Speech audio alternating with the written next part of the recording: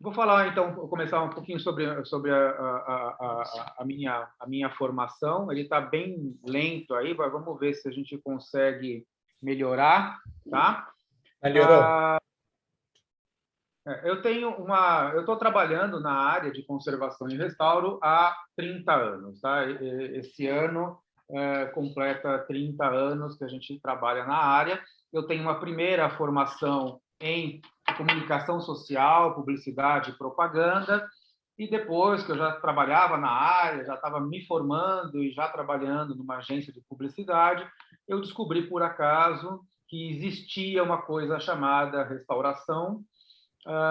Fui atrás, era um curso que existia, não sei, às vezes as pessoas aí da minha idade podem lembrar, era o Instituto Paulista de Restauro, tá? Era um curso técnico, muito bem conceituado, e que naquela época a sede era no MAN São Paulo, Museu de Arte Moderna de São Paulo.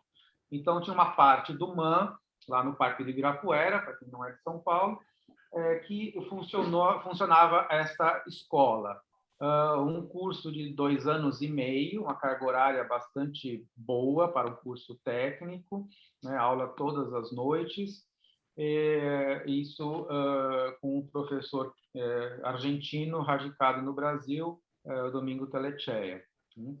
Então, nesse momento, em 90, 91, 92, eu larguei tudo, larguei faculdade, carreira de publicitário e fui estudar restauração e me apaixonei, me encantei com essa nova possibilidade.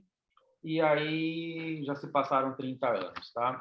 Eu fiz alguns, como é um curso técnico, né, em São Paulo, até hoje, não existe uma graduação, tá? Nós temos em alguns outros estados do Brasil que você tem um curso de graduação, né? Mas em São Paulo não tem, né? E também não tinha naquela época, e eu não tinha a menor possibilidade de sair de São Paulo para estudar em outro estado, ok? Então eu fiz esse curso e depois eu fui completar a minha formação. Fiz alguns cursos fora. Agora vocês conseguem ler a tela? Sim. Eu não preciso ficar lendo nada disso. Aí tem uma coisa bastante resumida, tá? Eu fiz alguns cursos fora do Brasil. E o Vitor está pedindo para olhar para o computador dele aqui. Fica melhor? Divide a tela aqui assim. Ah, tá. Fica melhor. Mas volta ali onde naquela primeira. Isso.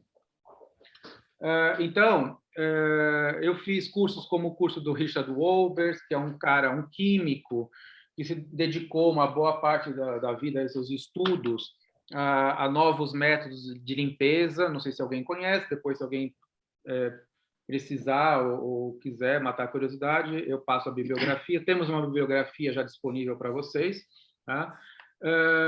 Enfim, tivemos a oportunidade de fazer cursos com grandes profissionais britânicos, através de uma parceria da Fundação Vitae e do Conselho Britânico, como Alan Phoenix,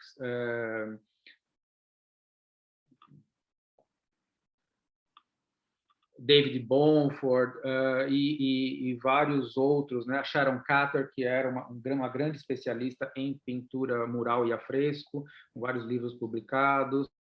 Enfim, várias personalidades que nessa época, 98, 99, 2000, uma parceria, cada ano o Conselho Britânico trazia um grande especialista da área para o Brasil. Esses cursos, a maioria deles, tá? A maioria foi feito na Pinacoteca de São Paulo, com um público extremamente restrito, né? Eram 10, 12 alunos só para cada curso, e isso para a América Latina toda, então não era só o Brasil. E eu tive a felicidade, por trabalhar na Pinacoteca nessa época, né, eu consegui fazer todos, né? Então foi uma complementação da formação que foi muito importante, né? Trabalhei no Instituto do Professor Telechea durante 10 anos, né? E ainda na Pinacoteca, a própria Fundação Vitae, que tinha um objetivo de formação profissional também, além de trabalhar diretamente com acervos e reservas técnicas, se preocupava muito com a formação do profissional que estava atuando na área, nos museus, e agraciava essas pessoas escolhidas com bolsas de estudo. Então, eu ganhei uma bolsa, assim como outros colegas dessa mesma geração, né? E fui completar os estudos fora do país durante um período com professores. Uma era a FEI, que é do Instituto de Arte de Chicago, e a outra, a Ina Rainbow, que era do Museu de Arte de São Francisco. Então, foram cursos assim importantíssimos na Fundação Tarea, que fica em Buenos Aires, que hoje é ligado à universidade. É um laboratório incrível de restauro, né? Enfim, e por aí vai. Depois que eu saí da Pinacoteca, eu trabalhei com muitos projetos de exposição, né? Depois a gente vai falar um pouquinho sobre isso. E tenho o ateliê particular aqui, a gente atende algumas coleções, trabalhamos com conservação e restauro, o ateliê já funciona há 30 anos. Né? Então, aí tem um resumo aí para vocês darem uma olhadinha do currículo. A especialização é pintura de cavalete. Aqui no ateliê a gente trabalha com algumas outras tipologias, como cerâmica, como papel e por aí vai, né? Todas as pessoas que trabalham aqui têm formação na área, né? Enfim, acho que dá para vocês entenderem mais ou menos.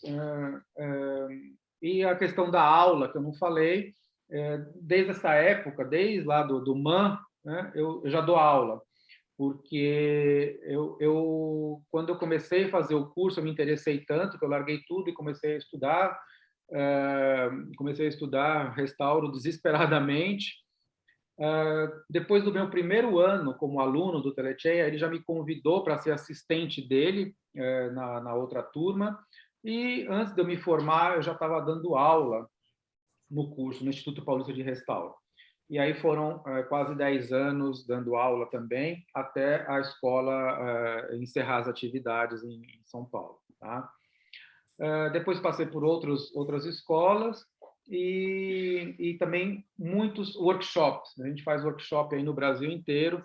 Aí sim, aí workshop mais técnico, aí workshop mais focado na restauração, com temas mais específicos, né? Uma atualização sobre técnicas de reentelamento, por exemplo, sobre vernizes, porque isso tudo é muito dinâmico, muda bastante, né? Você tem congressos internacionais que mostram sempre as novidades. Às vezes não é nem o material que é novo, por exemplo, o adesivo, mas uma metodologia de como usá-lo, né? E isso é muito importante, porque no Brasil a gente tem uma carência muito grande na área.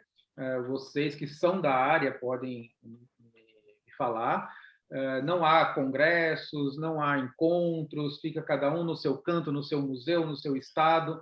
Raramente há uma troca de informação, né? O que é muito ruim para nós, para a categoria, para todo mundo. Então, quando aparecem os congressos internacionais, você vê a diferença, né? Nos congressos você tem gente do mundo inteiro ali compartilhando, trocando informação, e aqui isso não acontece, né?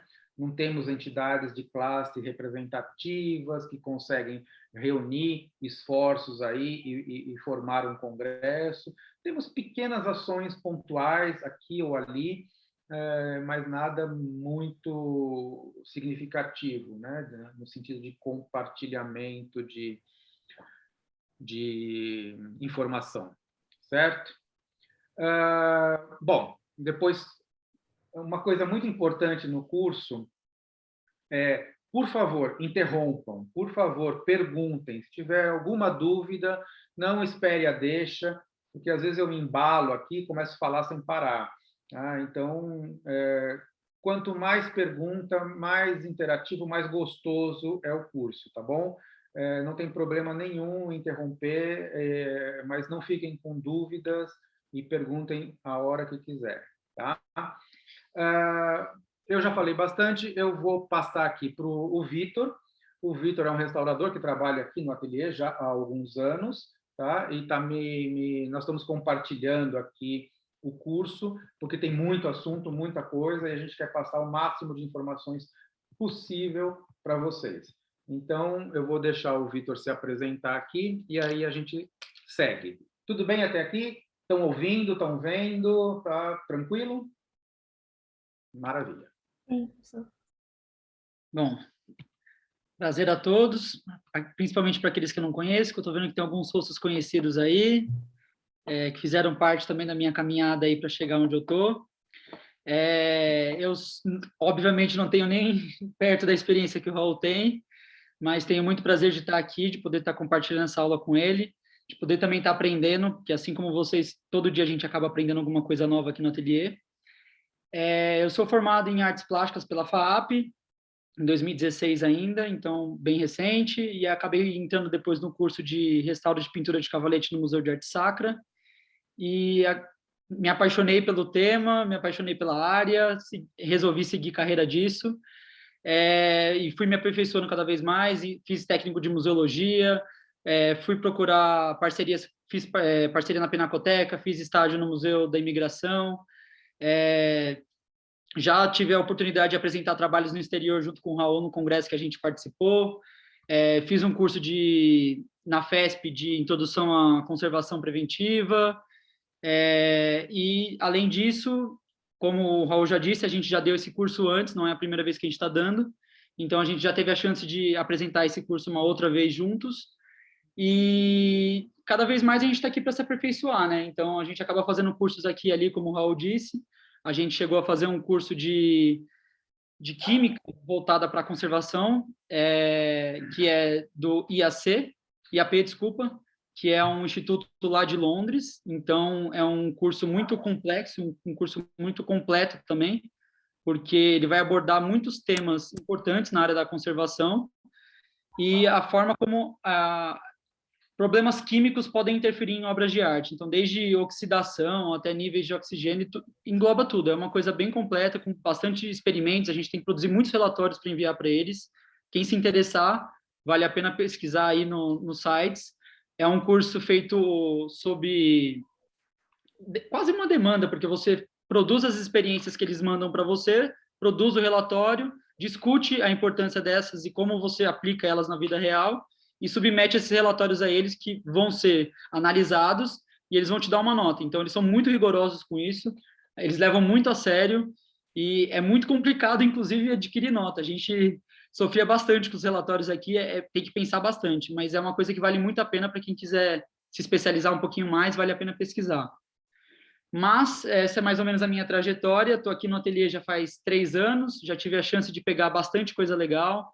A gente está fazendo um restauro grande agora de um projeto, mas a gente também já fez Bradesco, já trabalhamos com grandes instituições, MASP, Pinacoteca e tudo mais. Então, já tive a chance de participar de muita coisa boa. E aí, estou aqui para compartilhar com vocês um pouquinho dessa experiência e espero que vocês gostem. E aí, como o Raul disse, obviamente, interrompam a qualquer momento, não tem problema nenhum. Quanto mais pergunta, melhor, porque suscita mais a gente a pensar e faz a aula ser mais interativa. Então, não se sintam envergonhados em nenhum momento em perguntar qualquer coisa. Aqui, agora, a gente vai passar um videozinho de como que é aqui no ateliê, para vocês conhecerem um pouco e sentirem como é que funciona aqui. É um time-lapsezinho do espaço do ateliê, do pessoal trabalhando. Obviamente, antes da pandemia, né? Todo mundo sem máscara, mas faz um tempinho já esse time-lapse aí, já deve fazer, acho que uns 2 anos, né? Mas dá para ver o espaço do ateliê, que é um espaço grande, a gente comporta obras de grande dimensão, que é uma coisa muito importante, é um diferencial nosso aqui hoje em dia. E para apresentar para vocês o curso, essa aqui é mais ou menos a grade curricular do nosso curso, né? Nessa primeira aula, a gente vai tratar do que é a conservação preventiva, curativa e restauro. vai discutir código de ética e tudo mais, e a gente vai apresentar para vocês o que seria esse trabalho de conclusão, que vocês vão ter que produzir para entregar na última aula, que a nossa última aula vai ser o fechamento justamente com esse trabalho de vocês, que a gente vai discutir caso a caso. Então, basicamente, essa é a nossa primeira aula. Depois a gente vai aprofundando cada vez mais. Na segunda aula a gente vai falar da finalidade dos museus, do papel do conservador, as questões do entorno, das obras e tudo mais, e entrar na questão do laudo técnico, que vai ser também útil para vocês na questão do trabalho de conclusão. A terceira aula vai focar mais em manuseio e transporte e em danos, né, enchente, roubo, furto e pragas. Na quarta aula a gente vai tratar de acondicionamentos e vitrines e tudo mais. A quinta aula a gente vai discutir muito da caracterização do suporte, então quais são os tipos de suporte que existem, telas, madeiras e tudo mais. Então, é uma coisa mais específica. E aí, na sexta aula, a gente vai acabar entrando em processos. A gente não vai discutir em nenhum momento como fazer, mas a gente vai mostrar para vocês como que é feito esses processos, para vocês saberem reconhecer e saberem identificar quando vocês virem algum desses processos. Então, o nosso intuito é sempre demonstrar o que é e não como fazer. Até porque a gente não está numa aula prática, e sim, a gente está discutindo questões teóricas, mas a gente trouxe bastante exemplo para vocês de estudos de caso, de coisas que já passaram pelo ateliê e que a gente pode demonstrar para vocês essas etapas e esses procedimentos, para quando vocês se depararem com isso na hora de fazer um laudo, por exemplo, saberem identificar e saberem principalmente propor soluções para uma obra que esteja com problemas de degradação. Então, saber identificar, essa obra vai precisar ser rentelada, essa obra não vai precisar ser rentelada. Isso aqui necessita uma sutura de rasgo, e dentre todos esses outros casos. Na sétima aula, a gente vai falar sobre a questão da limpeza e suas complicações extremas, as aplicações de vernizes, novas técnicas e novos métodos que existem hoje em dia, e principalmente a justificativa da intervenção, o porquê que a gente está propondo esse tratamento, por que isso é importante para a obra, para garantir a saúde dela. E numa oitava aula, a gente vai discutir o trabalho que vocês vão fazer.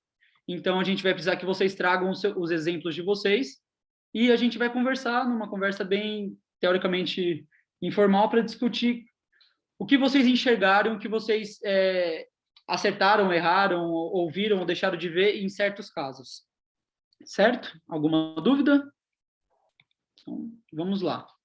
Então, agora sim, propriamente, vamos entrar na nossa primeira aula, o nosso primeiro conteúdo, que é discutir a questão da conservação em si.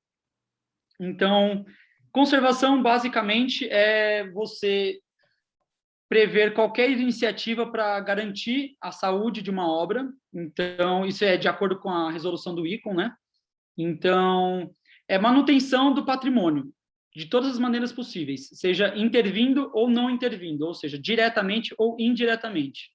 Isso vai entrar no caso do que a gente vai discutir agora, que seria a conservação preventiva, curativa e o restauro. E por que isso? Quando a gente fala de conservação preventiva, por exemplo, a gente está falando de uma conservação que é não interventiva. Então, seria a conservação que vai tratar do entorno, que vai tratar das questões relacionadas à temperatura, umidade, lux, e todas as outras questões que podem vir a ocasionar um dano em alguma obra, mas não necessariamente são ações que necessitam um contato direto com a obra. Então, a gente, por exemplo, uma obra que fica dentro de um parque, a gente vai se preocupar, uma obra de madeira no caso, a gente vai se preocupar para que não haja infestações naquela obra no caso. Então, prevenir para que não tenha cupins ou qualquer outro tipo de inseto na região, ou até mesmo interação de outros animais, por exemplo, excrementos e tudo mais. Então, são todas as ações que circundam a obra, são todas as ações que estão no entorno dela, que a gente antevê para garantir a saúde de uma obra o máximo de tempo possível. Com isso, a gente pode tratar, por exemplo, das questões das higienizações periódicas que a gente realiza. Essa aqui é uma coleção do Itaú, na Brasiliana. Então, essa parte toda de conservação preventiva a gente acaba realizando lá, que é um projeto do ateliê. Então, periodicamente, a gente vai lá e observa todas as obras, analisa o estado da temperatura, o estado da umidade, vê se está tudo controlado. Caso necessário, a gente passa uma trincha, mas a gente se preocupa muito com o entorno, para saber como é que está a estrutura do prédio, como é que está a estrutura das obras, como é que elas estão se comportando, se houve alguma alteração, se não houve alguma alteração. A observação é uma aliada imprescindível para a gente, para todo mundo que trabalha com conservação. É observar sempre e comparar. Fazer relatórios, produzir conteúdo com fotos e a própria escrita para saber, essa obra já estava assim ou não. A gente não pode ficar dependendo da nossa memória, porque ela atrai a gente, muitas vezes ela atrai a gente, e isso vai ser um problema muitas vezes, então não dependam da sua memória. Tirem fotos, façam relatório e documentem tudo que vocês forem fazer. Então, estou vendo que a obra aqui está um pouco ondulada. Eu tenho um registro de antes para saber se ela já estava ondulada também? Ela ondulou mais? Ela não ondulou? É uma questão de temperatura? A temperatura está se mantendo estável ou não? Provavelmente é uma questão de infiltração, está tendo um acúmulo aqui de umidade que a gente não está conseguindo reconhecer. Então, são várias questões pequenas que a gente vai observando. Isso é um trabalho rotineiro, isso é um trabalho que demanda tempo, é um trabalho que demanda muito cuidado e muita atenção, porque às vezes acaba passando desapercebido. Então, é pela rotina, é pela observação cotidiana que a gente vai reconhecer isso. Então, esse aqui é um dos nossos funcionários, está lá na coleção da Brasiliana, fazendo essa manutenção. Então, abre todas as vitrines, acaba higienizando a parte de dentro para tirar resquícios de algum pozinho que tenha entrado. Observa para ver se não existe algum indício de algum, por exemplo, xilófago, alguma coisa parecida. Então, tem um excrementozinho de cupim aqui. Esse é recente, não é? Vamos observar para ver qual vai ser a medida tomada quanto a isso. Então, aqui dá para ver bem a questão das vitrines abertas. É uma vitrine que praticamente é hermética, né? Mas a gente acaba abrindo ela para poder fazer essa higienização. Então, é um processo, como eu estava falando para vocês, que é rotineiro. É uma coisa que demanda muita atenção e demanda muito cuidado na hora de se fazer. Então, como eu já disse, agora a gente vai entrar na questão da conservação curativa, que é um conceito mais novo, é um conceito mais recente, utilizado muito, a gente já viu muito ser utilizado no exterior, a gente está trazendo isso para o Brasil aos poucos, mas é uma conservação mais próxima da intervenção. Então, o que seria isso? É uma conservação que vai atuar para prevenir que uma obra se degrade ainda mais num espaço curto de tempo. Então, é uma policromia que está caindo de uma tela que a gente vai pontualmente fixar, é um rasgo no papel que está abrindo cada vez mais, que a gente vai pontualmente também fixar. Então, existem diversas maneiras de você fazer isso. A gente tem várias tipologias que também que a gente pode abordar quanto a isso, mas a gente vai focar principalmente na questão da pintura. E com isso, eu queria dizer para vocês que o importante aqui é saber reconhecer o momento certo de fazer essa intervenção, o momento certo de essa obra precisa ser fixada para não cair mais policromia e não perder mais matéria original. Isso é muito importante, e é muito importante também reconhecer o limite que você pode chegar. Por exemplo, eu sei fazer uma fixação de policromia, mas eu não sei a próxima etapa, o que vai acontecer depois. Então, você precisa procurar uma pessoa que saiba fazer o depois, que seria um restaurador. Então, é bom saber delimitar os espaços e saber até onde você consegue atuar, para não ocorrer de você passar do ponto e acabar fazendo mais dano na obra do que salvar ela na verdade. Então, o objetivo de uma conservação curativa, como de qualquer outra conservação, é prolongar ao máximo a saúde de uma obra. Para isso, a gente vai fazer pequenas intervenções, não são intervenções estruturais, não são intervenções que vão trabalhar no suporte da obra, são intervenções que vão trabalhar pontualmente para não ocasionar mais danos num espaço curto de tempo. Para isso, a gente trouxe alguns exemplos. Esse aqui é um papel que a gente consegue ver que as bordas dele na parte superior, tanto no canto direito quanto no canto esquerdo, estão bem onduladas. Isso se deve provavelmente a uma má fixação, então são coisas que a gente consegue tratar pontualmente. Assim como, por exemplo, esse pequeno rasgo que está sendo suturado para impedir que ele acabe aumentando. Não necessariamente a gente vai fazer o restauro de fechar completamente esse rasgo e fazer com que ele, vamos colocar bem entre aspas aqui, porque não é a maneira certa de se referir, desapareça, mas é só para vocês entenderem que essas interações interventivas não são soluções, são apenas para suturar, para impedir que um dano maior ocorra. Aqui é mais uma vez, a gente está fixando uma das bordas do papel que acabou se soltando, para impedir que todos os outros lados trabalhem menos e esse lado trabalhe mais, e isso pode ocasionar uma ondulação, então a gente acaba fixando todos eles para manter a saúde da obra. Bom, isso é o que a gente tinha para falar de conservação, agora a gente vai entrar diferenciar com a parte do restauro, que agora é o Raul que vai falar para vocês. Ficou claro para vocês essa diferença? Porque são termos que a gente vê cada vez mais sendo utilizados, né? São trabalhos que sempre foram realizados, sempre foram feitos, mas agora há uma divisão até um pouco didática, tá? De termos novos. Então, a parte de conservação preventiva, curativa, é uma maneira didática de dividir um pouco o trabalho que sempre foi realizado. Tá claro isso para vocês? Todos muito quietos? Sim. Cansados? Sim, sim. Sim. Sim, sim. Então, tá bom. Então, vamos lá. Disculpa, Pois não. Víctor. Buenas tardes, mi nombre es Luis Sandoval de Perú. Una pregunta, durante tu exposición vi una imagen donde tienes 3 tipos de soporte, papel, pintura y escultura. En el caso de almacenaje, la humedad y la temperatura, ¿es la misma para todas o las vitrinas tienen una, ¿cómo se llama?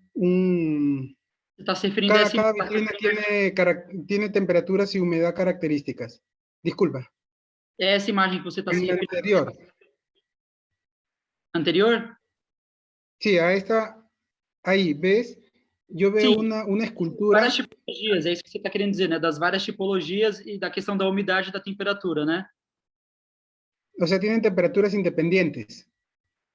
Na verdade, aqui acredito que seja um ar-condicionado geral, né? Que eles optam por uma temperatura constante, que eles acabam fazendo uma média. Obviamente, existem temperaturas ideais para cada tipologia, mas aqui acaba se optando por uma média e trabalhar com esta média e essas tipologias dentro dessa média para que não puxe nem tanto para um lado, nem tanto para o outro. Então, eles não favorecem nem tanto a pintura, nem tanto o papel. Trabalha com uma média mais constante que acaba, de um modo geral, sendo até com resultados bem expressivos. O sea, es una humedad relativa para todo. Sim. Luiz, ok, gracias. Deixa eu ver se eu consigo completar aqui a informação. Isso é uma única exposição, uma única sala, tá, que fica aqui no centro de São Paulo. As vitrines foram desenhadas para essa coleção especificamente, a chamada coleção brasiliana.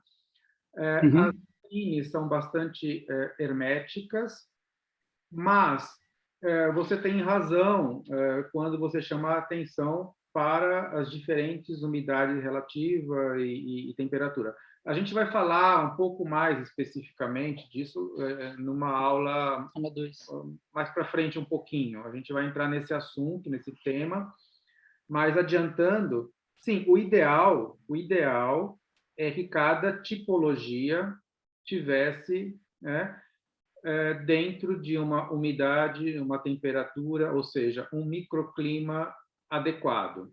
Isso seria a situação ideal. Então, não é possível, né, pensar que o metal possa ter a mesma umidade relativa numa exposição do que o papel.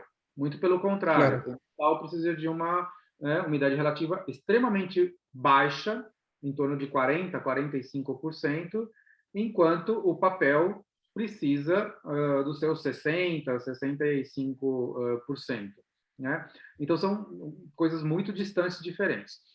Agora, eu falei no ideal, né? Agora temos que falar no que é viável, do que é possível.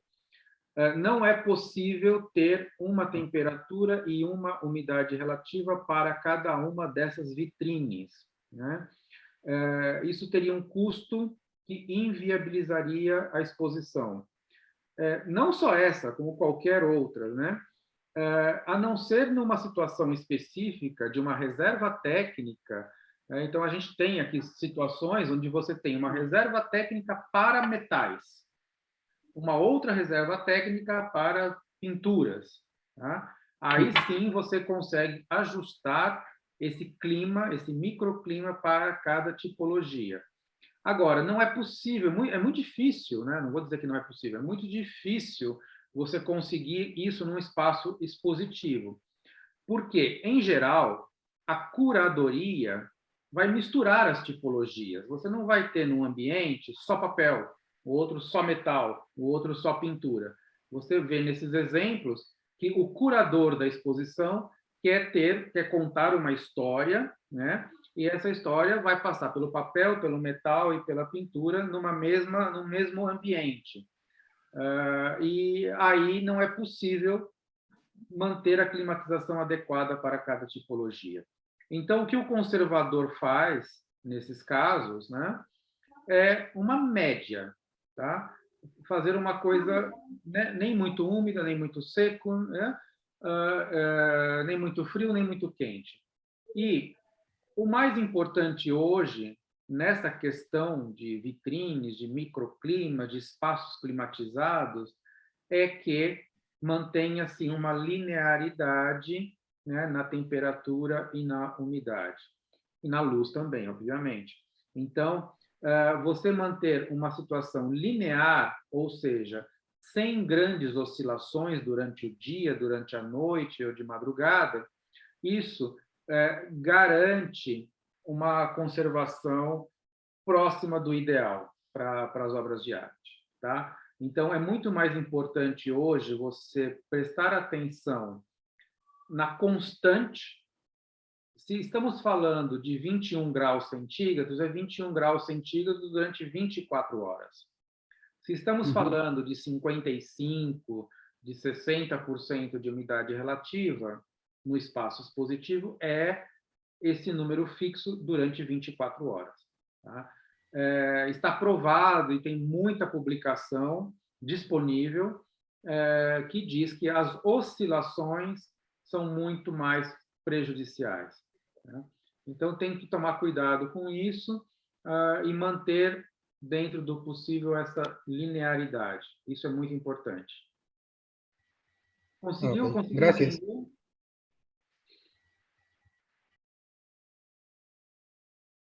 Bom, agora eu tenho que passar aqui. Vamos lá, vamos voltar lá para a questão da restauração. Então, é mais ou menos assim.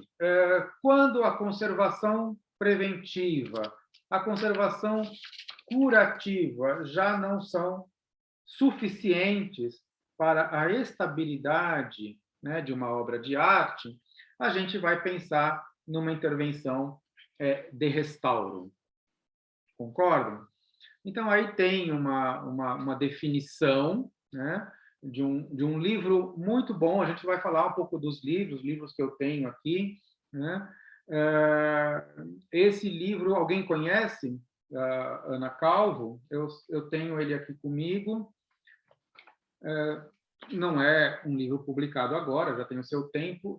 Vocês conseguem visualizar a capa? Aqui, talvez. Alguém conhece? Eu mando no grupo também. Sim, conheço. No grupo e tem na bibliografia. Conheço, sim. Conheço, tenho. Ótimo. É um ótimo livro antigo, né? Mas é conservação e restauração, materiais, técnicas e procedimentos de A a Z. É um pequeno dicionário, né, que tem definições aí muito interessantes para nós. Eu não sei sobre a edição mais recente, se vocês acham ou não, mas é possível achar, às vezes não novo, mas em algum sebo, em algum lugar assim. É um livro bem legal, tá? Ajuda bastante a gente em alguns termos técnicos, ok? Então, vamos lá. Nós temos aí essa definição de restauração, né? A gente compara muito a nossa profissão com a profissão de um médico. Então, nesse caso aí, estabelecendo esse paralelo, a restauração já seria uma cirurgia. Vamos já ter que abrir o paciente, passar a faca. A gente pode começar um tratamento como? Preventivamente. A gente pode começar mudando uma alimentação ou com uma homeopatia, alguma coisa assim que mude os hábitos e você tenha resultados. Maravilha. Em determinado ponto, isso já não funciona mais. Então, você vai ter que entrar lá no antibiótico. Tá? Depois de um tempo, o paciente não responde mais, você vai ter que fazer uma cirurgia. Então, para estabelecer um comparativo, né, nos diversos graus de dificuldade, a restauração é uma cirurgia. Por que eu falo isso? Porque tem uma definição muito boa, muito importante de restauração, que diz o seguinte: a restauração é sempre uma intervenção traumática para a obra de arte, que pode ou não ser bem-sucedida. Tá? Então, essa é uma definição um pouco pesada, né? Mas é verdadeira. Cada coisa que você faz numa obra de arte tem a sua consequência. Tá? Uma limpeza, quantas vezes, né, quem é da área fala, poxa, olha, essa obra está ótima, está linda, maravilhosa, só precisa de uma limpezinha. Não existe uma limpezinha. Tá? Limpezinha é uma coisa que, sinceramente, não existe. É uma intervenção de alto risco, tá? E uma das intervenções que vai contra até o preceito principal da restauração, que é a reversibilidade. Todo mundo já ouviu falar nisso, né? Olha, a restauração tem que ser reversível. Os materiais que você utiliza têm que ser reversíveis, né? O verniz tem que ser reversível, o material de retoque tem que ser reversível. É verdade? Até certo ponto. Depende do nível de avaliação. Tem muitos materiais e técnicas, né, metodologias no restauro que não são reversíveis, né? A gente vai mostrar agora um estudo de caso, dá para ficar um pouco mais leve a aula, e eu sei que a maioria gosta de ver um processo de restauro, e a gente vai completar essas informações, né? Muitas coisas, né, de um reentelamento, uma limpeza, não são reversíveis. Tá? Vocês estão familiarizados com esses termos, né? Tem muita gente aqui da área e muita gente que talvez não seja. Quando eu falo reentelamento, ok? Todos me entendem? Sim. Ok. Bom, então vamos lá. A gente vai, antes de entrar no estudo de caso, a gente fala um pouquinho da filosofia, né? Mas eu não quero perder muito tempo, pois vamos entrar aqui na página dessa filosofia do restauro, porque eu vou passar para vocês as bibliografias. Tá? Então, todo mundo que estuda restauro, conservação e restauro, já ouviu falar de Cesare Brandi. Né? Sim. Cesare Brandi desenvolveu a famosa teoria do restauro, que é lá dos anos 60, né? Que ainda hoje tem as suas virtudes. Né? Em algumas situações, essa teoria já não atende mais a demanda da obra de arte, a demanda do restaurador, principalmente quando se fala de arte contemporânea. Tá? Mas, enfim, de uma maneira ou de outra, vocês já ouviram falar em Brandi, né? E ele cita algumas coisas importantes. Né? A restauração deve respeitar os valores históricos da obra de arte, né? Mas também seus valores estéticos. Deve-se respeitar a história da arte, mas também, sobretudo, deve resultar em um objeto esteticamente agradável, belo, sublime, né? Bonito. Então, tem algumas citações aí do Brandi, né? é interessante, né? A restauração é, antes de tudo, responsabilidade daqueles que estão capacitados a reconhecer as obras de arte, ou seja, dos historiadores, os críticos de arte. Nesse caso, o restaurador é entendido como apenas um técnico cujo trabalho deve ser continuamente dirigido e vigiado, né? Muita gente não concorda com essa posição, né? Eu tenho aí também, eu vou mostrar para vocês, o Lino Garcia Morales, que escreveu recentemente, aqui, 2020, 2021, durante a pandemia, 2 livros muito interessantes. Aqui está citado um deles, né? Eu vou pegar depois para vocês. Um se chama Filosofia da Restauração depois do fim da restauração. Tá? Esse aqui, não sei se alguém conhece.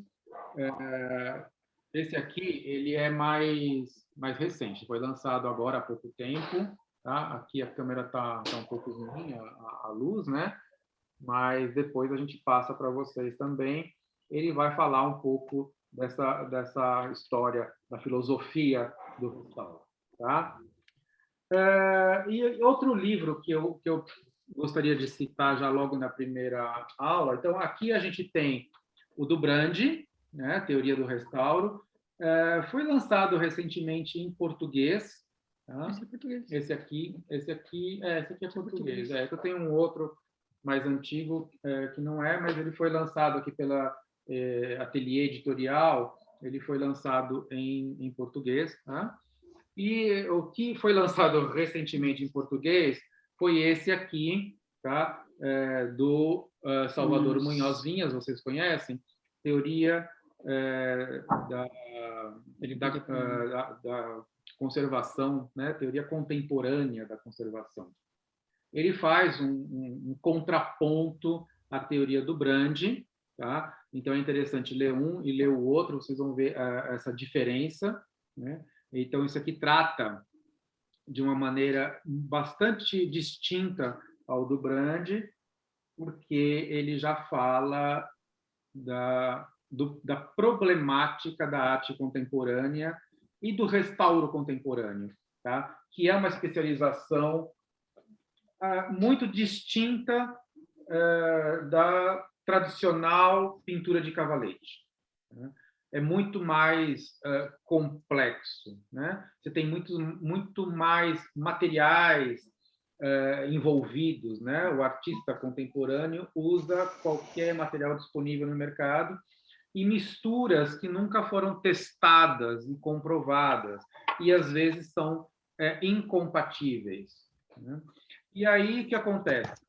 Sobra para o restaurador. O restaurador, além de estudar, restaura a vida inteira, ainda para restaurar a arte contemporânea tem que ser um especialista em plástico, em borracha, né, em derivados de petróleo e tintas mais variadas, sintéticas possíveis, e não só esses materiais, mas o que acontece quando você mistura esses materiais.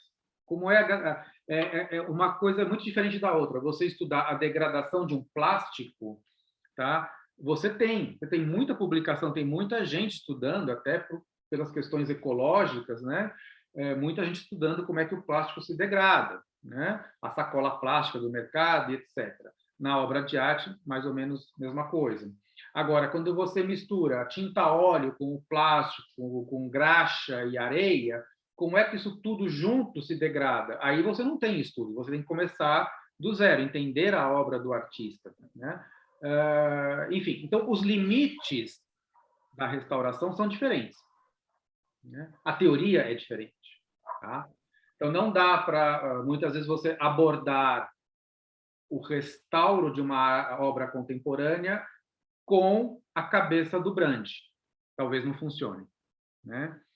E o que o Lino Garcia faz, que é desse livro aqui, ele analisa os dois. Ele analisa o Brandi e analisa o Munhoz Vinhas. Tá?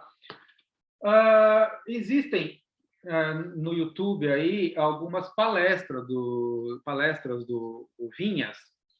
Quem nunca ouviu, vale a pena. Procura Salvador Munhoz Vinhas, ele fala...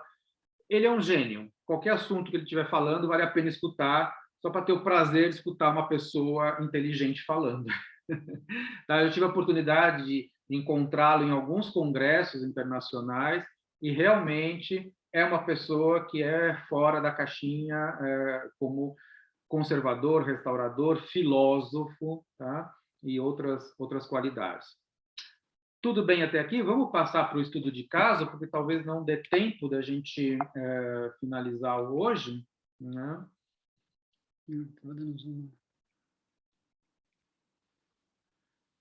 Bom, eu vou exemplificar um pouco do trabalho do restaurador e aproveitar para falar um monte de coisa extra aqui com esse estudo de caso. É uma obra, uma obra do Di Cavalcanti, de 59, tá?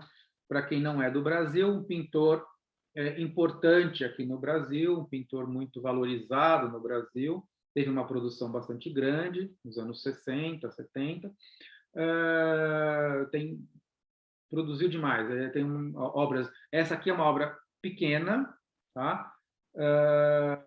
E recentemente, né, pouquinho antes aí da pandemia, nós tivemos também o prazer de restaurar aqui no ateliê, talvez a maior obra pintada pelo Di Cavalcanti, que é um tríptico, uma tela, que tem 4 metros de altura e 9 metros de comprimento. Tá?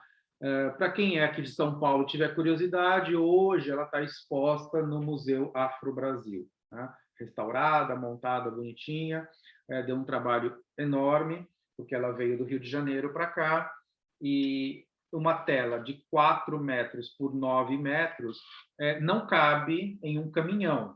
Tá? Então, depois a gente vai falar na parte de embalagem, a gente vai voltar a esse assunto, como se transporta, como se desmonta, dá para enrolar uma tela, como é que se faz? Né? Uma tela dessa não tem caminhão que comporte. Então, como é que a gente traz de um transporte de um lugar para o outro? A gente vai tocar nesse assunto, ok? Então, vamos lá. Eu vou apresentar a tela, essa coitada. Ela não passou por um processo de conservação preventiva, como vocês podem ver. Tá? Na verdade, a história diz que ela ficou enrolada durante muito tempo, guardada em um armário. Né?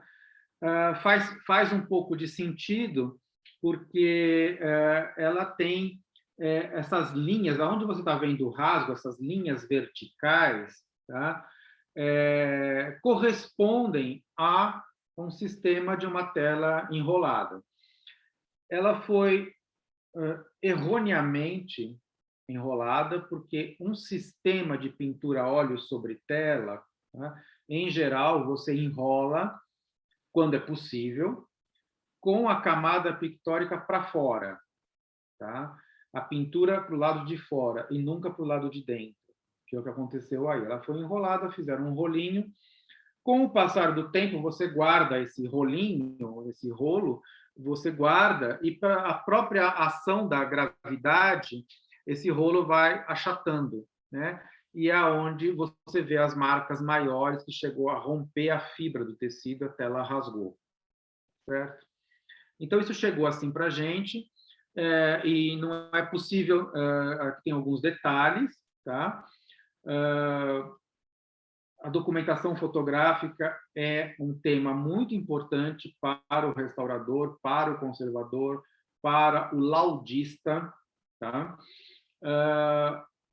É muito importante saber fotografar e o que você quer mostrar com a fotografia. Não se trata aqui de mostrar a beleza do quadro, se trata de mostrar os problemas da pintura. Então, a fotografia com luz rasante, a fotografia de detalhe, tá? Tudo isso é muito importante para você entender a obra, fazer o cliente entender a obra e propor uma solução. Tá? Porque, para a maioria dos clientes chegam, olha, minha obra está muito boa, só precisa de uma limpezinha, só precisa de um retoquinho. Não é assim que funciona, tá? Essa obra não está boa, ela tem rasgo, vocês estão vendo aí a fibra partida, Outra coisa interessante que vocês estão observando aí, que é aonde houve a perda, né, da camada pictórica, você tem outra camada pictórica. Você vê um azul embaixo da pintura. Tá? E se a gente for estudar um pouquinho da pintura do Di Cavalcanti, você vai perceber que isso é absolutamente natural. Era um pintor que reutilizava com frequência suas telas. Começava a pintar, não gostava, deixava num canto, depois pegava aquela tela e pintava outra coisa por cima. Tá? Então, é uma característica que não é estranha à obra do Di e alguns outros artistas. Bom, aqui tem toda uma parte da documentação, tá? É muito comum esses elementos pictóricos, como o cesto de vinho, de palha, o peixe, a ânfora, nas obras do Di Cavalcanti. Eles são temas recorrentes também, né? Mas aqui não se trata disso. Aqui se trata de mostrar os problemas. Então, uma obra em péssimo estado de conservação, a parte da assinatura também você tem perdas. Ali, na borda inferior direita, você vê uma tinta verde embaixo da pintura. Então, você vê que tem uma outra pintura embaixo, né? Como eu estava comentando com vocês. E aqui uma fotografia, é a mesma obra, na mesma posição, tá? Ela está presa ali numa tábua com 4 taxinhas, push-pin, né, que a gente chama, porque ela veio enrolada. E se ela tivesse chegado na minha mão enrolada, a gente não pode cometer o erro de desenrolar naquele momento. Isso pode ser muito prejudicial para a obra, porque ela está enrolada há muito tempo, há anos, e às vezes, ao abrir, você compromete ainda mais o estado de conservação, porque ela pode quebrar, partir. Mas antes de eu conseguir falar tudo isso, o cliente chegou com ela enrolada embaixo do braço e já abriu na minha frente. Bom, então não tinha o que fazer, ela ficou aberta, nós só prendemos os 4 cantos ali para ela não fechar novamente, né?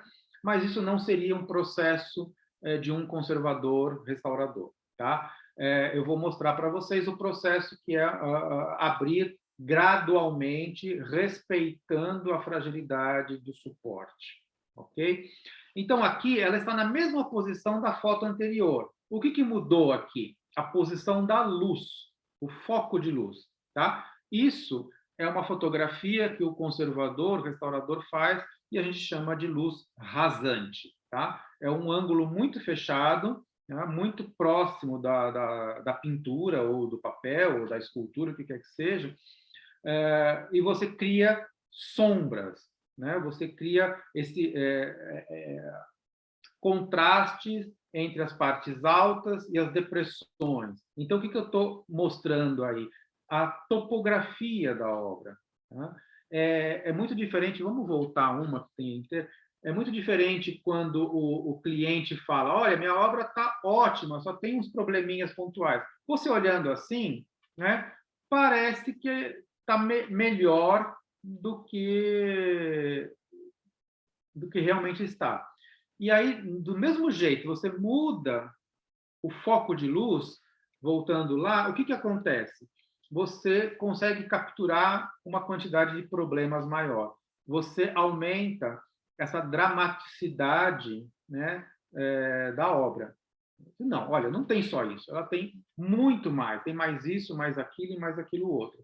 Então, é um documento importante, né? Depois a gente pode voltar a falar um pouco de fotografia, se vocês quiserem, mas o restaurador tem que saber captar, né, essa imagem dessa maneira, para que fique muito claro o antes e o depois do restauro.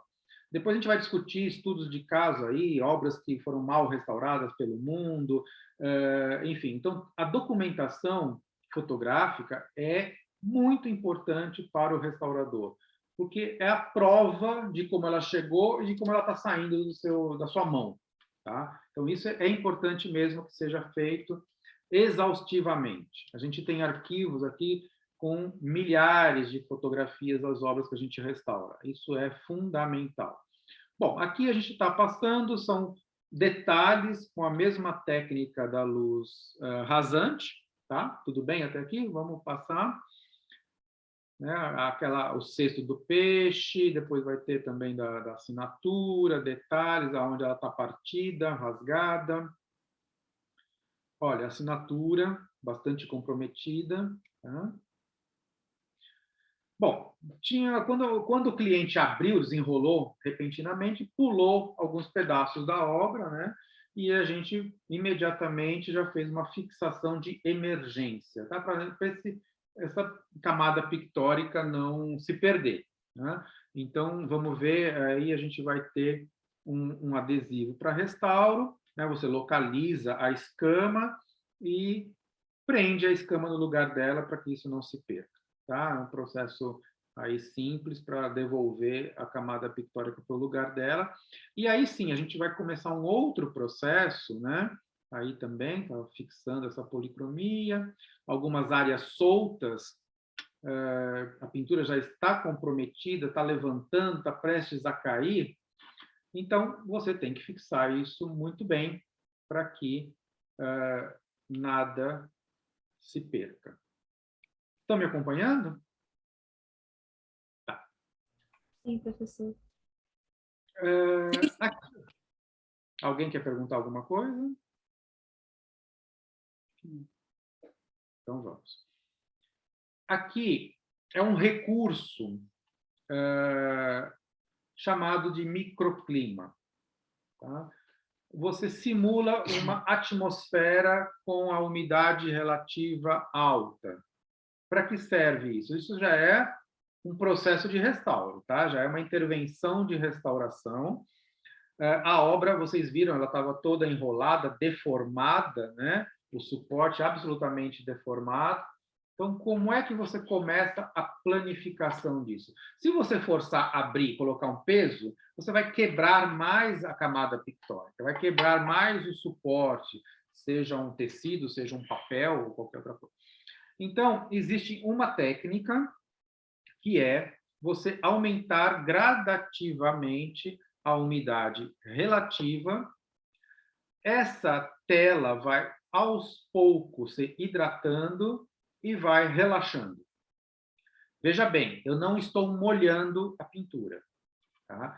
A água é um aliado ao restaurador, mas também é um grande inimigo. Tá? A água pode causar danos irreversíveis. Então, muito cuidado com isso. Acho que dá para... Eu posso ir passando também, né? Olha, aqui nós temos um higrômetro. Esse aqui é um higrômetro antigo, tá? Analógico, mas que funciona muito bem. Esse é aquele higrômetro com fio de cabelo, né? Mas existe os eletrônicos também. Para esse tipo de coisa, eu ainda prefiro esse, porque eu vou acompanhando aí, mas, enfim, qualquer data logger hoje, moderno, faz a mesma coisa, tá? Então, vocês estão vendo que nós chegamos aí a 80, 84, 85, chegamos até perto dos 90% de umidade relativa dentro dessa câmara, mas eu não molhei a obra. Isso é um processo simples aí, na verdade, que é uma bacia, uma bandeja, tá? Essa bandeja tem uma grade de plástico, né? Que separa o fundo da bandeja, onde está a obra apoiada, e o fundo da bandeja, né? E lá embaixo eu tenho um fiozinho de água. A bandeja, um tecido aí para dar um apoio, né? E a obra de arte. E eu cubro tudo isso com um filme plástico, tá? E aí eu tenho um relaxamento natural da obra. Lembram da assinatura que estava do cesto de peixe aí, que estava muito levantado, ondulado, deformado, sem fazer nada, tá? Sem colocar peso, sem colocar pressão, sem nenhum outro tipo, né? Dá vontade de ir lá apertar e botar uma prensa em cima, não. Foi só deixando a umidade daquele fio de água que está embaixo da bandeja, né? Ele tende a evaporar, né? Então a água vira vapor, o vapor sobe, atinge a pintura e gradativamente vai cedendo, tá? Ela vai planificando sozinha. Aqui, já estou pulando algumas fases, mas é o verso da obra já totalmente planificado, tá? Sem grandes intervenções. O microclima ajudou, você deixa lá quanto tempo? O tempo necessário para você perceber que aquela pintura, aquela obra já umedeceu o suficiente e já é possível planificar. Tá?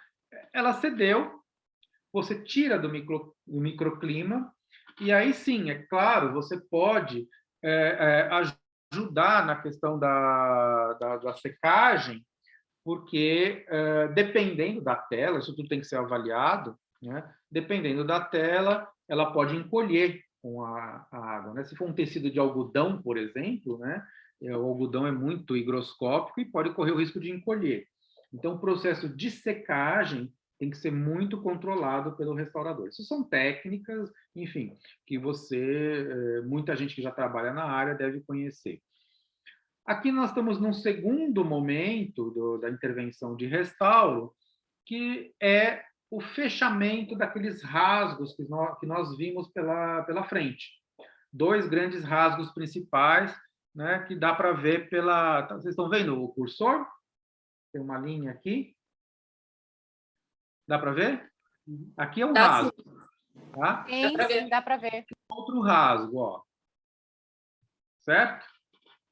Então, depois da planificação, existem 1000 maneiras de resolver o rasgo. Eu vou contar uma delas, tá? Mas não estou dizendo que tem que ser feito essa em todos os casos. Para esse caso, funcionou, tá certo?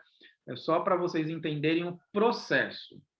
Aqui nós estamos usando uma técnica que é fechar com um adesivo. A gente chama de sutura, mas não estamos costurando, estamos colocando pontos de um adesivo estrutural, tá? É o adesivo que é a base de uma resina epoxílica, tá? É o epóxi, em pontos. Isso é feito com uma agulha quase que cirurgicamente, sem fazer volume, sem passar para frente. Então, a quantidade é realmente muito pequena, tá?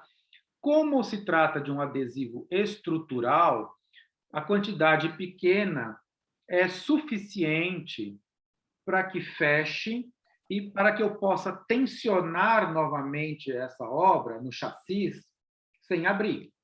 Tá? Uma coisa muito importante nos processos de restauro. O restaurador não inventa nada, não inventa técnicas. Ele pesquisa, ele estuda e a gente usa, né, coisas que foram ensaiadas, estudadas, publicadas, né, e são, portanto, permitidas no campo da restauração. Tá? Eu não estou capacitado a inventar nenhuma técnica nova de restauro. Eu vou estudar o que já foi feito, o que já foi testado e que está, né, dentro do código de ética, dentro das ações internacionais de conservação e restauro, aceito pela comunidade. Então, isso é uma técnica, o epóxi é uma técnica que foi publicado lá no final dos anos 70 pelo Gustav Berger. Tá? Gustav Berger foi um cara muito importante, trabalhou em Nova York, faleceu já tem alguns anos. Tive o prazer de conhecê-lo, porque ele... Não sei se a Cláudia pegou esse tempo, talvez não, acho que foi antes, Cláudia, mas o Gustav Berger a gente montou um seminário muito importante lá no Centro Cultural São Paulo, tá? Naquela arena do Centro Cultural. Nós levamos 3 mesas térmicas e mais um monte de equipamento, e o Berger, um grande restaurador, inventou várias técnicas e várias metodologias de restauro, tem livros publicados sobre, principalmente na parte de reentelamento, na parte estrutural da pintura. Tá? É um livro, são livros, e tem publicações, vocês acham PDFs aí na internet, que vocês podem baixar e ler. Tem muitos artigos publicados. Enfim, um grande restaurador. Veio para o Brasil, a gente fez um seminário lá no Centro Cultural São Paulo, que foi um sucesso, tá? Veio restauradores de várias partes, e ele demonstrou algumas técnicas. E ele demonstrou exatamente essa técnica do epóxi naquela ocasião também, tá? Então, isso está publicado e, portanto, pode ser usado dentro dessa metodologia, tá? Que não é muito simples, é uma cirurgia, você não tem resíduo aparente do epóxi, então isso é feito com uma agulha e pequenos pontos como se fosse uma sutura, tá? Para fixar o rasgo no lugar dele, ok? Então, vamos lá. Depois, um pouco de calor, um pouco de pressão, tá? Você consegue, inclusive, mudar a reologia do adesivo. Quando você aplica a quantidade correta do epóxi e depois calor e pressão, esse epóxi vai, sob calor, né? Ele vai baixar a viscosidade, ele vai penetrar nessa área entre as duas paredes de tecido que estão rompidas, né? E também o calor acelera a cura do adesivo, tá? Então, ele vai fixar rapidamente. É uma técnica muito interessante, é complexa, tá? Mas tem algumas publicações aí que dão conta disso. E você vê que fica um trabalho limpo, sem adesivo, sem manchar o verso da tela, sem impregnar o adesivo em nenhum lugar. É só nas paredes partidas do suporte. Então, não vai adesivo para frente, para a camada pictórica, não vem para trás, não suja nada, tá? É uma cirurgia, um trabalho limpo e que funciona. Tudo bem? Aqui, tirando qualquer excesso, qualquer resíduo que possa ter ficado, uma lâmina de bisturi, né? E aqui, o que a gente está fazendo? A gente está preparando a obra, né, para chegar na camada pictórica. Então, aí, nesse caso, nós começamos pelo verso, né? Os rasgos foram resolvidos pelo verso, né? Há pinturas onde você resolve o rasgo pela frente. Então, depende um pouquinho de cada caso. Bom, aí vai entrar um conceito do reentelamento, né? Vocês estão familiarizados com esse adesivo chamado BEVA 371? Sim. Sim, sim. Tá. É um adesivo, justamente, BEVA, do Gustav Berger, né? A letra B é de Berger, etil vinil acetato, tá? Então, é um adesivo que tem essa composição química, etil vinil acetato, do Berger, número 371, porque ele fez mais de 400 testes para formular isso, e esse número aí foi o que funcionou melhor, que passou em todos os testes. Foi lançado no mercado americano em 73 ou 74, 1974, tá? E é utilizado até hoje. Então, um dos poucos materiais de restauro que tem essa vida tão longa, tá? Existem outros adesivos para o reentelamento? Sim, existem, vários outros, né? Por que a BEVA é mais utilizada no Brasil? Alguém sabe?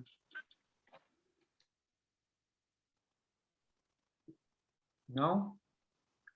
Olha, basicamente porque o acesso é mais fácil, tá?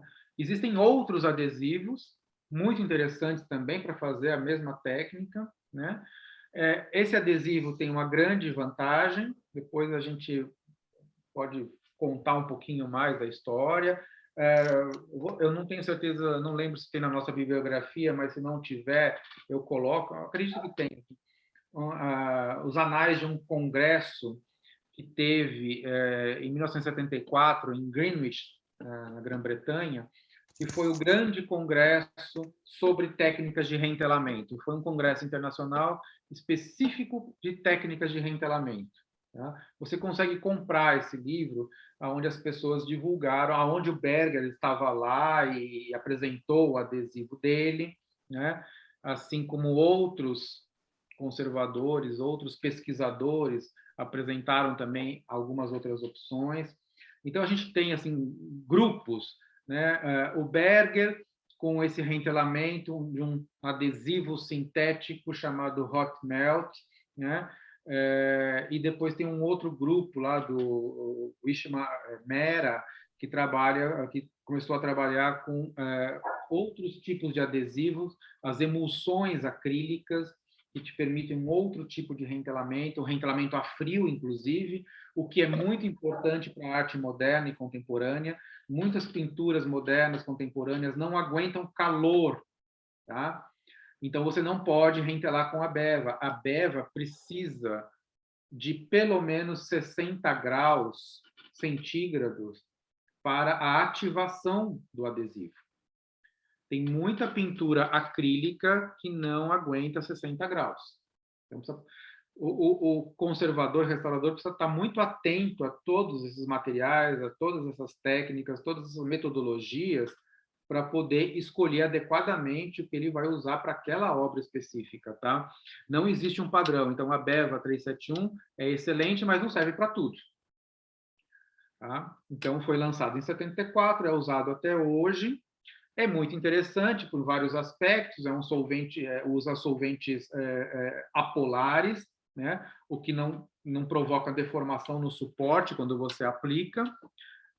Não tem água, porque as dispersões acrílicas também têm vantagem e desvantagem. Uma das desvantagens é a água, que pode encolher o tecido, que pode deformar o tecido. A água é um solvente polar, né? Aqui você tem um alifático, um aromático na composição, mas são apolares, então a deformação é muito pequena. Um grande problema da Beva é o alto grau de toxidez, né? É um adesivo tóxico, porque a gente precisa do tolueno ou do xileno, que são hidrocarbonetos aromáticos bastante tóxicos, né?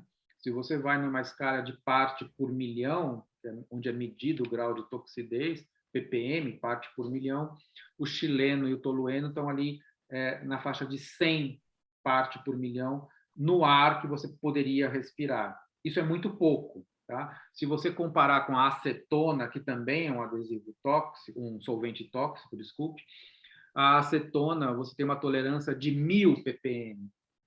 Isso significa o quê?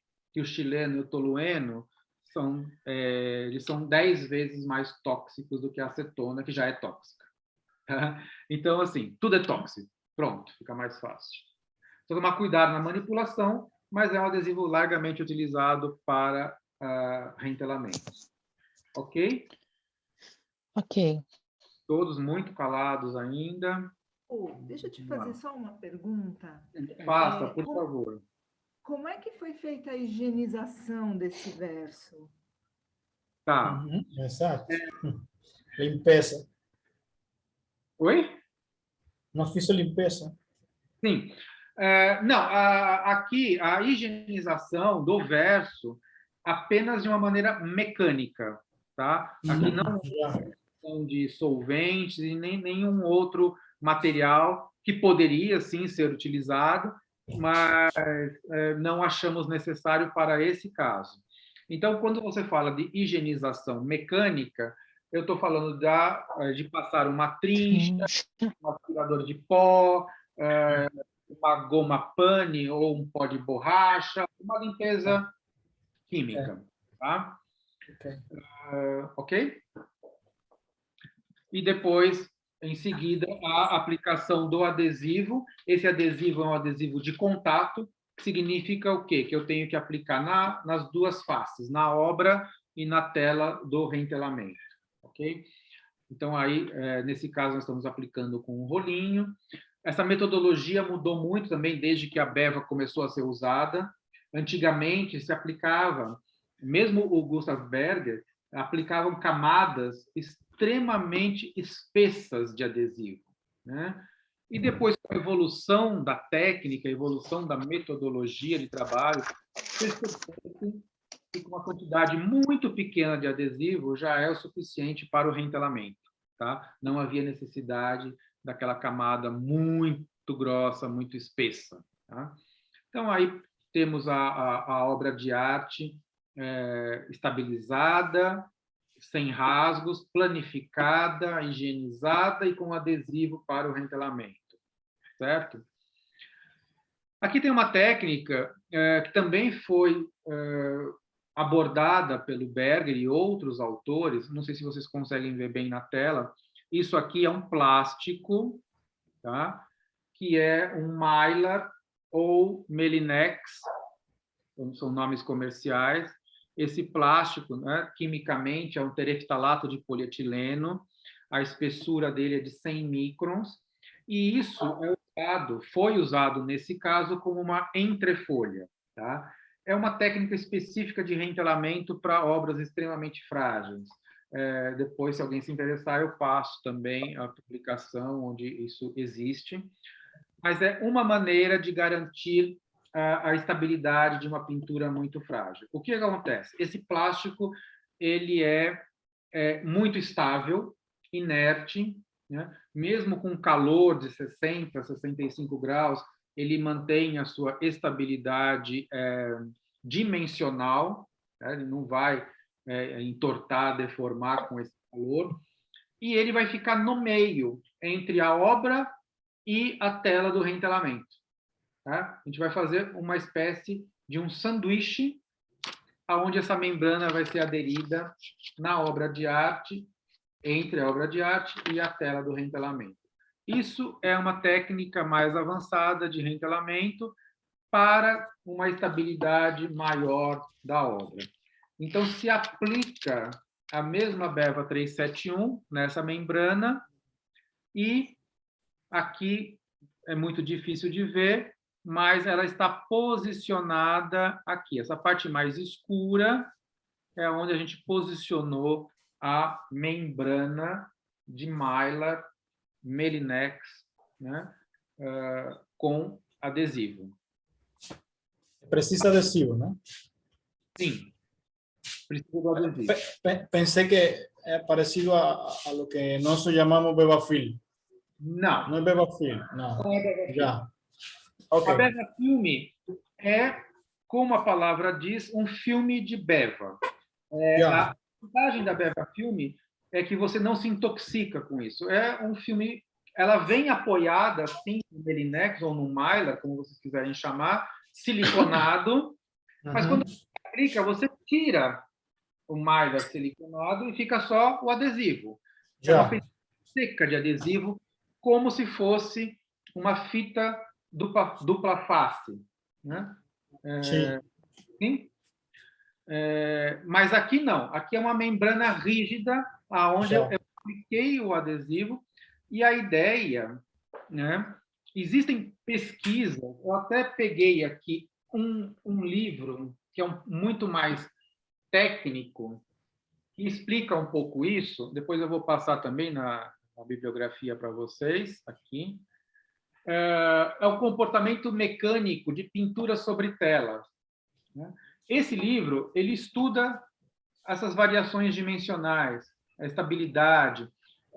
Você tem estudos que dizem o seguinte: o tecido do rentelamento ele deve ser menos alongável do que a obra de arte. E aqui você tem um livro que, basicamente, é um livro de mecânica, que estuda o comportamento dessas telas. Quando você percebe isso, né, você vai entender para que serve um rentelamento. Porque, hoje em dia, mudou muito esse entendimento, sabe? Desde o congresso lá de Greenwich, em 74, você tem um senso comum que o rentelamento é colar uma tela no verso da outra. Ponto. Não é só isso. A função principal do rentelamento é de transferência de cargas. Você tem um sistema pintura. O que é o sistema pintura? Você tem a tela, a base de imprimação, o desenho, as camadas de pintura, o verniz, tudo isso forma um sanduíche que forma esse chamado sistema pintura. Quando a pintura está... O suporte já não aguenta mais, o suporte está muito... O suporte seria o tecido, aqui no caso. Sofreu uma degradação violenta, né? Não suporta mais a camada de tinta, aí você tem uma indicação para o reentelamento. Antigamente, quando se usava a cera resina, não sei se alguém já trabalhou com cera resina, a cera resina antiga, que era composta de cera de abelha e cera de carnaúba, por exemplo, e uma resina como o damar, mastic, sandraca, você fazia uma mistura, né? Isso ficou muito popular no começo do século XX, principalmente nos Países Baixos, né? Na Holanda. E as pesquisas daquela época indicavam que uma pintura embebida numa cera resina iria durar muito. E isso veio de um estudo lá do Egito, das múmias, de tampas de sarcófagos que eram encáusticas, né, e que duraram 3.000, 4.000 anos. Então, as pessoas acreditavam. Bom, se essa tampa de sarcófago, que é uma pintura encáustica, durou tanto tempo, se eu impregnar a minha tela nessa cera, ela vai durar para a vida toda também. Então, isso se difundiu rapidamente pelo mundo, a técnica do reentelamento com a cera resina. Não sei se alguém já viu ou se alguém já praticou, mas quem já fez isso sabe que você faz uma impregnação total de cera. Não é possível reentelar uma obra como essa, como esse de Cavalcante, com cera resina, sem que haja uma impregnação na fibra. Tá? E aí, no começo da aula, quando eu falei de reversibilidade, é possível reverter um reentelamento à cera? Depende do que você chama de reverter. É possível dar calor e você tirar o tecido que foi colado com cera. Isso é reversibilidade. Agora, e o que foi impregnado na fibra? Você não tira mais. Não há possibilidade de tirar a cera embebida na fibra sem danificar a obra. Você pode raspar, lixar o verso, dar calor, tirar uma quantidade de cera. Mas o que ficou lá dentro, na fibra, você não consegue. Com essa pesquisa que o Berger e outros colegas, nesse congresso de Greenwich, propõem adesivos alternativos, porque eles já percebiam alguns problemas causados pelo reentelamento com cera, tá? Da oxidação, do escurecimento da pintura, de um falso brilho, um brilho ceroso na pintura que não é original, tá? E aí, lá nos anos 70, ele já propõe isso. Pare com isso, pare de reentelar com cera, porque isso vocês vão ter problema, né? E num futuro próximo, tá? E daí decorre todo esse estudo, esse material, e sabe-se hoje que um reentelamento bem feito, um dos pontos principais é a transferência de carga do sistema pintura que está no suporte antigo para o suporte novo. Para que isso seja feito, tem algumas regras, alguma metodologia que tem que ser estudada. Porque, senão, você não está transferindo a carga do sistema pintura para o suporte novo. Você estaria adicionando mais uma carga no suporte antigo, né? São coisas bem distintas, bem diferentes. Bom, nós estamos acabando, né? A gente vai continuar isso na próxima aula, porque aqui vai entrar na parte propriamente do reentelamento. Então, aqui está sendo utilizada uma mesa térmica, né? Com uma bomba de vácuo, né? O vácuo significa uma pressão negativa. Então, você está pressionando e aquecendo ao mesmo tempo. Tá? Para que serve isso? Para você ter um rentelamento uniforme, tá? Uma colagem, uma selagem uniforme. Quando você remove o ar do sistema, você consegue eliminar bolhas ou falhas na adesividade, né? Mantém a obra planificada e aí você aquece até a temperatura de ativação do adesivo, que nesse caso é 60 graus, né? E deixa esfriar. No momento do esfriamento, ocorre a selagem, tá? E aí você deixa com o vácuo, né, ligado até o esfriamento da mesa térmica, o esfriamento total até ela voltar à temperatura ambiente. E aí você tem a obra reentelada. Ok? Gente, está claro até aqui o que nós estamos fazendo? Dando um exemplo de um restauro de uma obra, só para vocês entenderem a complexidade que é, né? Quanta coisa envolve, quanto estudo, quando a gente fala de multidisciplinaridade da profissão, interdisciplinaridade, já falamos de química, de física, de mecânica, né? de um pouco de tudo, de história da arte, tudo isso se faz presente num processo de restauro. Queria um feedback de vocês. Está muito rápido? Vocês conseguem me entender? Estamos acompanhando? Preciso falar mais devagar? Arturo, me entende? Tudo bem. Perfeito, Raul. Perfeito, tá ótimo. Então, tá bom. Raul, eu queria fazer uma pergunta. Por favor, adoro perguntas. Ana Angélica falando. Tudo bem? Tudo. Esse brilho em cima da pintura é só da restauração ou teve alguma intervenção em cima? Não, Ana, esse brilho é porque tem um plástico cobrindo. Ah, sim, por causa do vácuo. Exato. Eu preciso fazer entendi. um hermético fechado. Então, aqui na lateral, o que você está vendo aqui, essa fita, é uma fita, tipo uma fita crepe, tá? Uhum. Prendendo um plástico na volta toda da mesa, né? E isso que está em volta da obra é um tecido. Aqui no caso, usou uma faixa de juta, né? Para ajudar a tirar o ar do entorno da obra.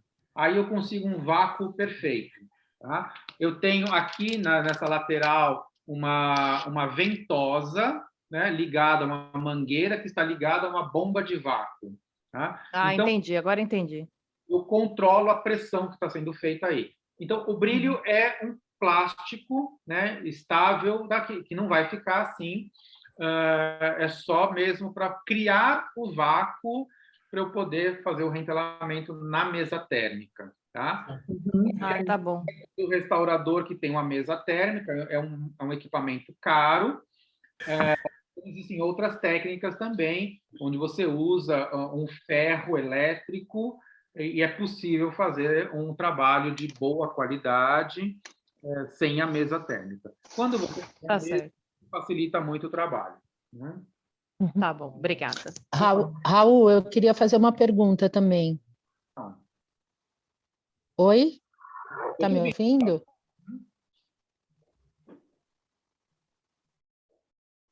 Ouvindo. Estamos te ouvindo. Oi, eu queria fazer uma pergunta. Quando você pôs o Malinex feito sanduíche no verso da obra, eu percebi que ele não foi até a borda, né? Ele ficou numa área de pintura e ele não vai até a borda. Isso porque depois o outro tecido ele iria, sei lá, endurecer a borda para você conseguir puxar?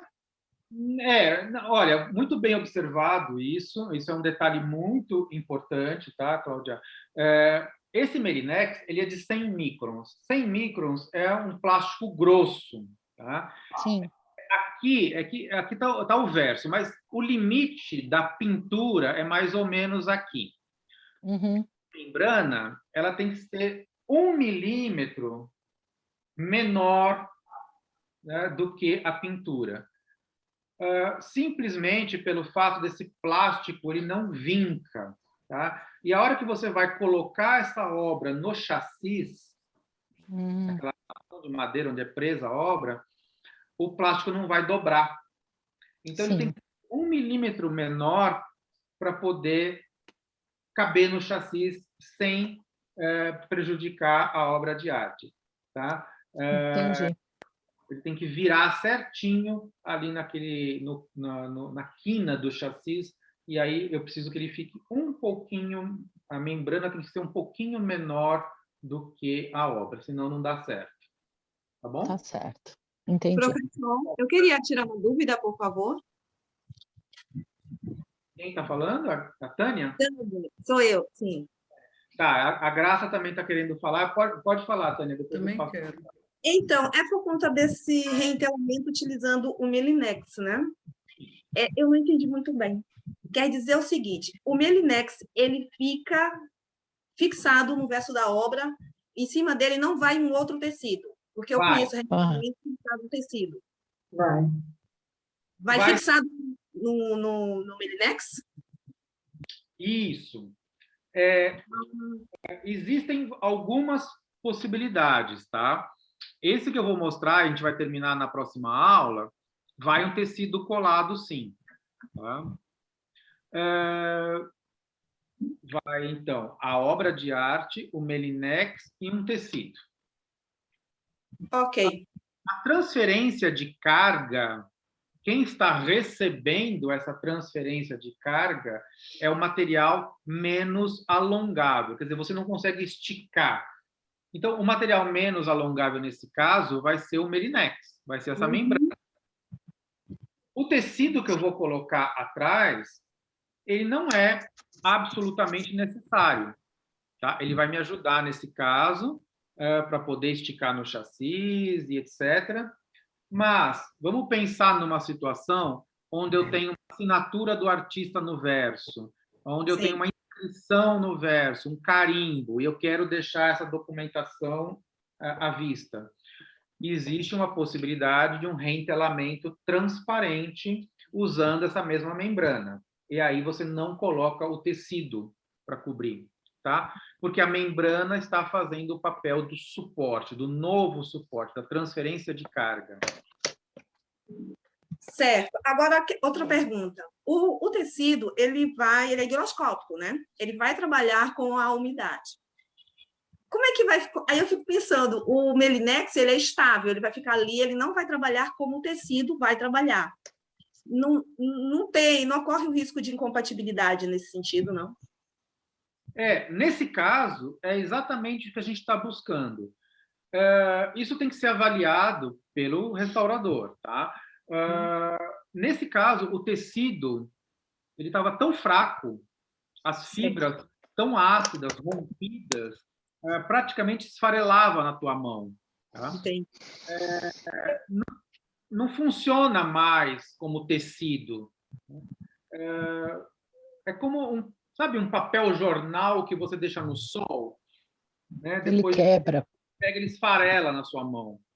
Então, nesse caso, a gente fez essa indicação, essa proposta de restauro justamente por isso. Porque fixar numa coisa mais rígida para que parasse totalmente de trabalhar e estabilizasse os craquelados e as perdas, né? Ainda mais porque vocês viram que tinham duas pinturas, uma em cima da outra, e muitas vezes uma pintura em cima da outra não há compatibilidade, tá? Ele não pintou diretamente numa base de preparação feita para isso, para ter ancoragem com a tinta. Você tem uma tinta a óleo, depois outra tinta a óleo, isso pode ter uma certa incompatibilidade, uma briga. Então, o objetivo dessa membrana, nesse caso, era justamente fazer isso, travar. Então, eu não queria que a obra respondesse mais às variações climáticas. Tá? Entendi. Ele ficou impermeável ali atrás, né? Exato. Ficou. Ok. Entendi. Obrigada. Imagina. Eu tenho uma pergunta. A Graça e tem a Germana. A Graça tem que ligar o som para poder conseguir falar, que ela não está com o som ligado. Eu? Graça, Eu só queria saber, Graça, boa noite, obrigada. Eu só queria saber esse plástico na parte de cima, né, que você cobre com juta e tudo para fazer o vácuo, é um plástico especial também? Também. Então, Olha, na não é restauração... um comum, né? Uma coisa bem especial. Existem vários plásticos que servem para isso. Nesse caso, também é um Melinex ou Mylar, tá? Só que é um bem fininho. Esse aí já é de 20, 25 ou 30 microns. Ele é bem fininho e um pouco mais flexível. Então, é o mesmo plástico que eu usei na membrana. A membrana é de 100 microns e esse aí deve ser em torno de 20. Tá? Mas são materiais que a gente usa no dia a dia da restauração porque são estáveis, inertes, etc. Tá? Obrigada. Imagina. Agora é a Germana. Germana, diga. Boa noite. Eu queria saber, quando você fala do Melinex, você fala que ele leva o adesivo também. Então, seria adesivo contra adesivo na tela? Exatamente. Esse adesivo que nós estamos usando, a BEVA 371, ele tem algumas características. Primeiro, é dentro de uma categoria chamada Hot Melt. Tá? Ele precisa do calor para ser ativado. Um ponto. E também é dentro de uma categoria de um adesivo de contato. Tá? Sim. O adesivo de contato você precisa ter em todas as faces. Então, o que acontece aí? Imagina um sanduíche. A obra tem o adesivo no verso. Aí a membrana vai ter adesivo dos dois lados. Isso que eu queria saber. Do rentelamento, que também vai ter adesivo. Aí junto tudo isso, tá? Obrigada. Vocês vão ver direitinho na próxima aula a continuação desse estudo de caso, porque aqui não é sempre que se faz assim, mas aqui nesse caso do Di, até para estabilizar melhor a obra, foi feito em 2 etapas. Essa obra foi 2 vezes para a mesa térmica. Em geral, a gente não faz isso. A gente prepara todo o sistema de rentelamento e vai uma vez só para a mesa térmica. Tá? Lembra a definição do restauro? É uma intervenção traumática, que pode ou não ser bem sucedida. Então, sempre que possível, a gente evita a obra ir várias vezes para a mesa térmica. Está dando calor para a coitada, pressão, né? O vácuo, que é uma pressão muito forte, são intervenções. Nesse caso, a gente ponderou que fazer em 2 etapas seria melhor para essa obra, para garantir a planificação e a estabilidade. Lembram daquela foto com a luz rasante? E olha como ela está agora, né? Já tem uma mudança importante. Concordam? Tem a Hilda agora para perguntar. Hilda. Desativar o microfone, Hilda. Oi, tudo bem? Boa noite. Boa noite. Nessa obra aí, especificamente, você falou em recolocação no chassi. Nesse caso, poderia se pensar na colocação de um reforço de borda? Ou você colocou diretamente no chassi, da maneira como estavam as bordas ali, originais? Tá, bem observado, Hilda. Não é nem uma questão de recolocação no chassi, é uma questão de colocação no chassi, porque ela chegou enrolada, não existia um chassi. Então, agora, a gente vai ver aí na próxima aula, a gente mandou fazer um chassi para a obra. Tá? Então, é um chassi novo, específico. E aqui não dá para ver ainda todo o processo do rentelamento. Mas o tecido que vai ser colado atrás da membrana já vai ficar com uma margem para você poder colocar a obra no chassi. Então, nesse caso, não precisa fazer um reforço de borda. É o próprio tecido do rentelamento que vai atrás, vai servir de reforço. E vai poder, que vai deixar uma folga, né, para poder posicionar e esticar no chassi. Beleza. Obrigada. Tá bom? Tá ótimo. Bom, gente, acho que a gente vai... Eu queria fazer uma pergunta. Não, tem mais uma. Arturo? Sim. El adhesivo só é para trabalhar em mesa térmica ou pode trabalhar de outro jeito? Só tem que ser obrigatoriamente trabalhar aí. No. En el caso de que no tenemos mesa térmica. Pero tiene una plancha. Ah, ya, ok. Una plancha se puede. Da lo mismo. Ya, ok. Então, pode ser feito com ferro de passar roupa, né? A única diferença é que a pintura vai estar boca abaixo. Né? Quando você faz com o ferro de passar roupa, gente, inverte o processo. O calor não é aplicado na camada de fora. Você põe a pintura invertida, né? A pintura voltada para a mesa e o calor é dado no verso. Né? É a única diferença. Mas você pode fazer um trabalho de qualidade perfeito com um ferro de passar roupa na plancha. Vale? Muito bem. Próxima aula a gente continua, né, finalizar esse estudo de caso e tem muito mais coisa para a gente ver. Tá? Raul, a bibliografia ela vai ficar disponível na plataforma? É isso aí, vai. Normalmente o Instituto Pachamama vai disponibilizar, a gente já está lá, tá? Com vocês. Isso vai ser, não sei se já está ou vai ser disponibilizado. Tem uma quantidade grande de informações lá, né?